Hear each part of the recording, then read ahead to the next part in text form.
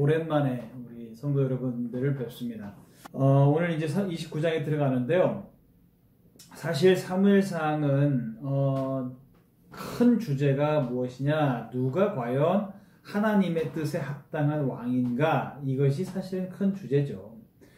그렇게 바라보면 그 하나님의 합당한 왕은 과연 누구인가 라고 하는 것을 이제 찾아가는 이야기입니다. 그래서 거기에 이제 관심을 두고 쭉 이야기를 보다 보면 과연 그 하나님의 합당한 그 왕을 이제 세워야 될 사람이 필요하죠. 그러다 보니까 제일 처음에 누가 등장합니까? 사무엘이 등장합니다. 그러고 난 다음에 인간들이 왕을 먼저 요구를 하고, 그 인간들이 요구하는 과정 가운데에서 지목된 사람이 누구였죠? 사울이었죠. 그런데 먼저 등극한 사울은 사실은 사람들에 의해서 세워진 것이나 마찬가지죠. 왜냐하면 사무엘 자신도 그의 외모를 봤고요, 또 백성들도 간절하게 왕을 요구하던 때에 등극한 사람이기 때문에 그렇죠. 그런데 점점 시간이 지나면 지날수록 사울은 어떻게 됐나요? 하나님의 뜻에 합당한 왕이 아니다라고 하는 것을 확인하게 되어졌죠. 그러면서도 그 후에 세워진 사람이 누굽니까? 다윗이죠. 그러면서 시간이 점점 지나면서 사울은 점점 하나님의 뜻과는 멀어지는 왕, 그런 면모를 보여주고 있고, 다윗 같은 경우에는 점점 시간이 지날수록 그 사람이 왜 하나님의 뜻에 합당한 왕인가 라고 하는 것을 점점 우리가 확인하게 되는 것을 보게 되어지죠. 특히나 지난 시간에 다윗은 어떻게 했나요? 블레셋에 망명 신청을 했습니다. 왜요? 그를 따르고 있는 무리들이 너무나도 많았어요. 그러다 보니까 좁은 지역인 유다 지역에서 도피 생활을 한다라고 하는 것이 녹록치 않았고, 그러다 보니까 이제 망명을 하게 되어지는데, 망명을 한다고 하는 것 자체가 사실은 큰 위기를 안고 가는 거죠. 왜냐하면 다윗은 여전히 어떤 마음이 있는 건가요? 자기 목숨은 부지하려고 하는 마음은 있지만, 그럼에도 불구하고 다윗은 끝까지 어떤 마음을 고수하고 있는 것이죠? 네, 하나님의 뜻에 합당한 자가 될 거다. 하나님의 뜻을 따를 거다. 절대로 나의 동족을 곤란하게 만들지 않을 거다라고 하는 다짐이 그에게는 있다라고 하는 거예요. 그런데 그런 그가 일단 사울에게 쫓겨지는 신세가 되어졌고, 목숨을 부지해야 되는 것이 더 급한 상황이 되다 보니까 어쩔 수 없이 블레셋으로 이제 망명을 하게 되어지는데, 블레셋 진영에서 블레셋의 용병이 되어져서 블레셋 왕 아기스에게 봉토를 받고 그렇게 해서 살아간다라고 하는 것은 사실은 한편으로 보면 계속해서 위기를 안고 사는 거랑 마찬가지예요. 왜요? 블레셋이 이스라엘의 적국이기 때문에 그렇죠. 언제든지 용병 신세이기 때문에 블레셋 왕이 출병하라라고 하면 그 명령을 지킬 수밖에 없는 것이 다윗이고, 그렇게 되어지다 보면 어쩔 수 없이 힘의 논리에 의해서 자기의 동족을 또 살해할 수도 있는 것이죠. 이스라엘을 공격할 수도 있다라고 하는 거예요. 그렇게 되어지면 그야말로 그는 이제 왕으로서의 모든 자격을 상실하게 되는 것이고요. 자기 형제를 공격하는 자가 어떻게 이스라엘의 왕이 될 수 있나요? 없죠. 그러다 보니까 사실은 살얼음판 같은 그런 위기는 블레셋 진영의 다윗이 이미 용병으로 넘어갔을 때부터 계속되고 있는 겁니다. 자, 그런데 이 정말 옴짝달싹할 수 없는, 완전히 포위된 것 같은 자국의 땅으로 돌아가도 사울에게 당하고, 여기 블레셋의 진영에 있어도 결코 마음 편하지 않는 그런 다윗의 입장에서 바라봤을 때 이 위기라고 하는 것은 쉽게 넘어가기가 어려운 것이죠. 자, 그런데 오늘 29장을 보면 이 적진 속에 있는 다윗인데도 불구하고 하나님이 어떻게 하시나요? 다윗을 보호하시고 기가 막힌 방법으로 오히려 다윗이 그 위기를 넘어갈 수 있도록 도와주시는 하나님의 섭리를 우리가 확인하게 되어집니다. 그러면서 사무엘상의 큰 주제인 누가 과연 하나님의 마음에 합한 왕인가 라고 하는 것이 더 도드라지게 드러나게 되어지는 계기가 오늘의 사건이죠.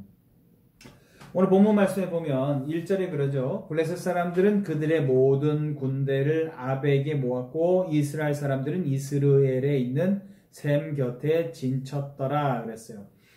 블레셋은 아벡 쪽에 진을 쳤고 이스라엘은 이스르엘 지역에 이제 진영을 치고 일촉즉발의 위기를 지금 이제 맞이하고 있는 겁니다. 자, 전쟁을 위해서 여러 두 진영 모두가 사실은 분주한 상황이에요. 그런데 지금 관심사는 다윗이기 때문에 블레셋 진영을 들여다보고 있어요.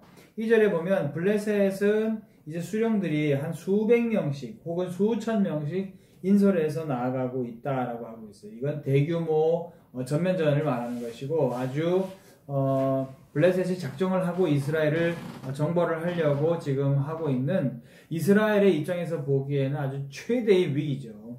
그런데 이제 그런 분주하게 전쟁을 준비하는 과정 가운데 있는데 다윗은 용병이기 때문에 당연히 아기스 왕과 함께 그들과 함께하고 있었다라고 2절은 말하고 있어요. 자, 그런데 3절에 가서 블레셋의 방백들이 이제 이의를 제기합니다. 그게 뭐냐? 3절. 블레셋 사람들의 방백들이 이르되 이 히브리 사람들이 무엇을 하려느냐 하니 아기스가 블레셋 사람들의 방백들에게 이르되 이는 이스라엘 왕 사울의 신하 다윗이 아니냐? 그가 나와 함께 있은지 여러 날 여러 해로 돼 그가 망명하여 온 날부터 오늘까지 내가 그의 허물을 보지 못하였노라. 아멘. 여러분 블레셋의 방백들이 무엇을 이의를 제기했나요? 3절 표현이 그렇죠. 이 히브리 사람들이 무엇을 하느냐 그랬어요. 사실은 히브리 사람들, 히브리우라고 하는 말은 민족적으로 어떤 이스라엘 사람을 지칭하는 것이기도 하고 또 이중적인 의미가 있는데 아주 그 비류한 사람들, 아주 천한 사람들 그런 의미도 있다라고 하는 거예요. 그러니까 지금 이 블레셋 방백들이 말하고 있는 것은 두 가지 의미를 다 포함하는 겁니다. 왜 그렇죠? 왜 다윗을 지금 따르고 있는 사람들이 사실은 어떤 사람들입니까? 그렇죠. 아주 비류한 사람들이죠. 그러니까 비천한 사람들이잖아요. 그러다 보니까 그러한 사람들을 무시하고 경멸하는 듯하게 표현을 하는 것이고 그러면서도 이 사람들은 누구예요? 다윗을 따르는 자 아니겠어요? 다윗이 누구였습니까? 그렇죠. 자기네들의 원수죠. 자기네들의 용맹한 장군인 골리앗을 쓰러뜨렸었던 원수 중에 원수 아니겠어요? 그런 자가 어떻게 아무리 용병이라지만 우리 진영에서 함께 할 수 있냐? 이것은 있을 수 없다라고 그들은 생각했고 이것을 가지고 이의를 제기했어요. 아기스 왕은 물론 나도 안다 라고 하는 거죠. 3절에 뭐라 그래요? 이는 이스라엘 왕 사울의 신하 다윗이 아니냐라 그랬어요. 나도 안다. 사울의 신하였던 거 나도 안다. 이스라엘 사람이었던 거 나도 안다. 그런데 내가 그와 함께 있는 여러 날 동안에 어떻게 했어요? 그가 망명해 온 날부터 그에게 허물을 보지 못했다. 그렇죠. 다윗은 지금까지 아기스 왕에게 충성을 다했다. 사실은 뭡니까? 지난번 사건에서도 그 유다 남부 지역을 다윗이 공격했다고 사실은 말을 했지만 실제로는 뭐였어요? 오히려 유다 남부 지역의 그 국경 지역을 어지럽히는 이스라엘 백성들에게 해가 되는 백성들을 다윗이 정벌을 한 것이죠. 그 과정 가운데에서 오히려 아말렉을 진멸하는 사울은 이루어내지 못했었던 그러한 일들을 다윗이 행했던 것을 볼 수 있죠. 그런데 다윗은 그렇게 하고 난 다음에 아기스 왕에게 어떻게 했나요? 사실은 허위 보고를 했죠.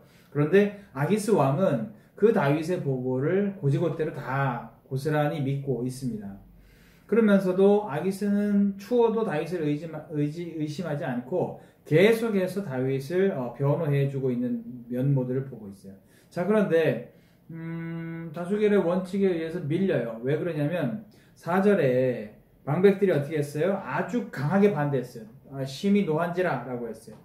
그러면서 방백들은 오히려 다윗이 용병신세가 되어져서 우리와 함께 하는 것처럼 보여지고 당신에게는 충성을 맹세했을지 모르겠지만 전장의 상황이라고 하는 것은 굉장히 급박하고 순간에 일희일비할 수 있는 상황적인 환경이 전장 아니겠냐. 그런데 그 전장의 환경에서 다윗이 정말로 마음을 잘못 먹어서 오히려 우리에게 역공을 하게 되어지면 오히려 우리가 크게 당할 수밖에 없는 무방비 상태에서 당하게 되어지는 오히려 더 큰 위기를 초래할 수 있는 것이다. 그렇게 다윗을 판단해야 된다라고 방백들이 굉장히 강한 어조로 말을 하고 있어요. 그러면서도 이 블레셋의 방백들은 어떤 기억이 그들에게 선명하게 있느냐? 그것은 바로 골리앗 장군을 때려눕히고 난 다음에 그 이스라엘 진영에서 불려졌었던 그 유명한 노래들이 그들에게까지 사실은 전달됐던 거예요. 5절에 뭐라 그래요? 그들이 춤추며 노래하여 이르되, 그들이 누구예요? 이스라엘 백성들이었잖아요. 그들이 춤추며 노래하며 이르되 사울이 죽인 자는 천천히요 다윗은 만만히로다 하던 그 다윗이 아니니까, 그렇게 얘기해요. 그러니까 사실 이때의 이 노래 때문에 다윗에게 위기가 왔죠. 왜요? 백성들이 그렇게 노래함으로 인해서 누가 질투심을 갖게 됐죠? 사울이 그렇게 생각을 했죠. 사울이 죽인 자는 천천히고 다윗이 죽인 자가 만만이다. 다윗이 죽인 자가 더 많다. 뭐 이런 식으로 다윗을 더 높이 축혀 세우는 것을 도저히 참을 수 없었던 사울은 질투심에 눈이 멀어서 어떻게 했나요? 다윗을 죽이려고 했다라고 하는 거예요. 근데 이게 이제 사울 입장에서 보면 그런 건데, 블레셋의 입장에서 바라보면 이 노래가 어떻게 들려요? 사울이 죽인 자는 천천, 많아요, 적어요? 많아요. 누굴 죽였다는 얘기인데요? 블레셋을 죽였다는 얘기예요. 그런데 또 다윗이 죽인 자는 얼마? 만만. 더 많아요. 그렇죠? 어차피 블레셋 입장에서 바라봤을 때는 사울도 우리의 원수고 다윗도 우리의 원수인데, 사울도 우리를 많이 죽였고 다윗도 우리를 많이 죽였으니 둘 다 원수예요. 그런데 그 원수들의 그 승리의 찬가인 이 노래를 그들은 또렷이 기억하고 있다는 거예요. 그리고 그 승리의 찬가의 한 중심 속에 우리에게 정말로 엄청난 원한을 남겨줬던 그들 적국의 승리의 노래의 주인공이 누구예요? 다윗이다. 바로 그 다윗이다.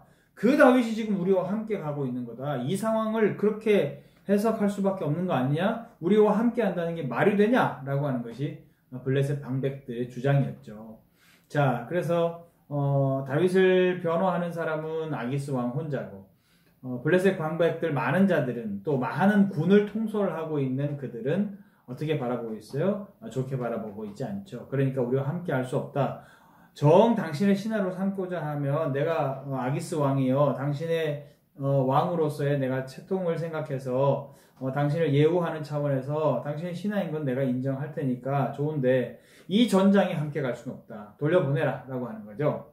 자, 그렇게 하면서 결국에는 아기스 왕은 여기에 굴복을 하고 맙니다. 그래서 방백들을 설득하는 것을 포기했고 결국에는 다윗에게 다시 내가 너에게 하사해준 봉토로 돌아가라 라고 하는 것을 지시해요. 자, 상황이 역전됐습니다. 그랬더니 다윗이 이번에는 오히려 큰 소리쳐요. 8절. 다윗이 아기스에게 이르되 내가 무엇을 하였나이까? 내가 당신 앞에 오늘까지 있는 동안에 당신이 종에게서 무엇을 보셨기에 내가 가서 내 주 왕의 원수와 싸우지 못하게 하시나이까 하니. 사실은 이게 이중적인 의미죠. 내 주 왕의 원수와 싸우지 못하게 하십니까? 라고 했을 때 지금 다윗을 철저하게 믿고 있는 아기스의 입장에서 이 내 주는 누구예요? 자기를 지칭하는 거라고 생각을 하는 거예요. 그런데 사실 다윗은 블레셋 좋으라고 하고자 하는 마음이 있어요? 없어요? 없어요. 다윗에게 오직 내 주는 누구예요? 하나님이세요. 그렇죠? 그래서 하나님 내 주 왕의 원수, 그러면 원수가 누구예요? 블레셋이죠. 얼마든지 다윗은 전장에 갔을 때 얼마든지 하나님께서 사인 주시면 누구와도 싸울 준비가 돼 있어요? 없어요? 있어요. 얼마든지 블레셋하고도 싸울 준비가 돼 있는 사람이 다윗이란 말이에요. 그러니까 이 말은 이중적인 의미죠. 그런데 아기스에게는 그렇게 들리는 거예요. 자기에게 충성스러운 신하처럼 들리는 거예요. 내가 왕을 위해서, 원수를 위해서 싸우지 못하게 하는 것이 어찌됨이니까 그렇게 얘기하죠. 그랬더니 아기스가 오히려 진정해라 라고 하면서 다윗을 달래요. 그러면서 결국에는 날이 밝으면 새벽에 일어나서 떠나라 라고 하죠. 그러면서 다윗은 오히려 당당하게 이 블레셋 진영을 빠져나온다라고 하는 거예요. 여러분 한번 생각을 해보세요. 모두가 다 전쟁에 나가려고 준비하고 있고 전쟁 준비를 하고 있고 전쟁 준비가 한창이에요. 그런데 자기만 전장에서 빠진다. 여러분 이거 뭐예요? 이거 굉장히 남자답지 못한 행동이고 이건 아주 비난받아 마땅할 일이에요. 그런데 오히려 다윗이 그 전장에서 빠지는 것에 대해서 누가 환호하고 있어요? 아기스 왕만 싫어하고 있고 블레셋 방백들은 잘됐다 하고 좋아하고 있다는 거예요. 그러니까 똑같은 상황인데 이거는 굉장히 비난받아 마땅한 상황인데 오히려 블레셋으로 하여금 환영받을 일처럼 보여지게 상황을 만드시는 하나님의 그 일하심이 굉장히 놀랍죠. 그렇죠?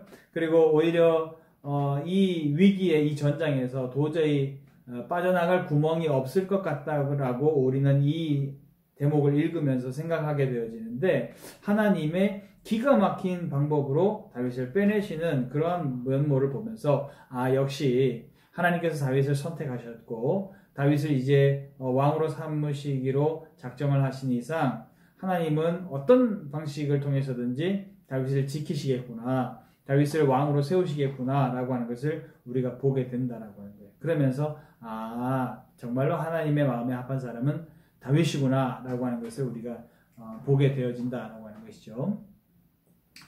오늘 본문 말씀에서 제가 여러분들과 생각하고 싶은 것은 무엇이냐? 그러면 하나님은 누구 편이실까? 사울 편이실까? 사무엘 편이실까? 블레셋 편일까? 블레셋에서도 방백들 편이실까? 아기스 왕 편이실까? 뭐 이런 생각을 하죠.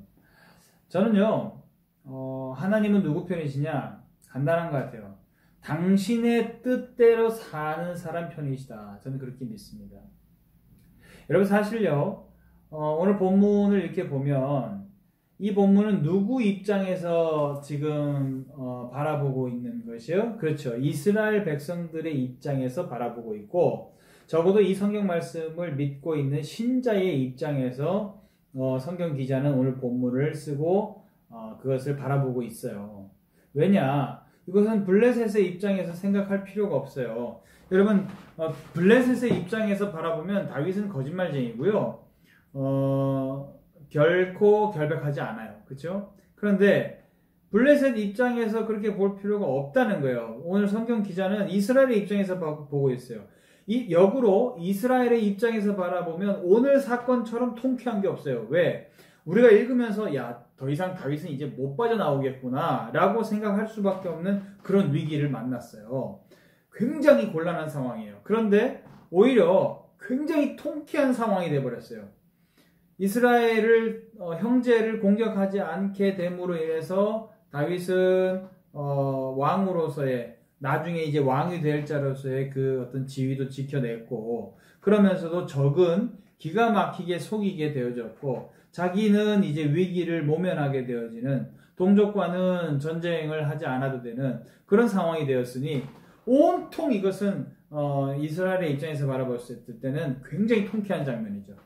자, 여러분 지난번에 이스라엘 백성들 주변 그 남유다와 그 주변의 국경 지역을 정벌했었던 다윗 그리고 아말렉을 진멸했었던 다윗의 면모를 보셨죠. 그렇게 하고 난 다음에 어떻게 했어요?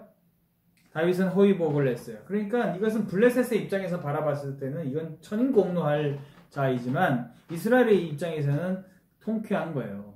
그럼 하나님은 누구 편이시냐? 그러면 블레셋은 영원히 하나님이 편드실 수 없는 거냐? 아니에요. 제가 보기에는 블레셋도 얼마든지 하나님을 믿고 하나님의 뜻대로 준행한다고 하면 하나님은 다윗 편이 됐든 블레셋 편이 됐든 안 드시고 누가 더 하나님의 뜻에 가깝게 하나님의 뜻을 따라 살아가느냐? 그것에 따라서 저는 하나님이 편드신다고 저는 믿어요.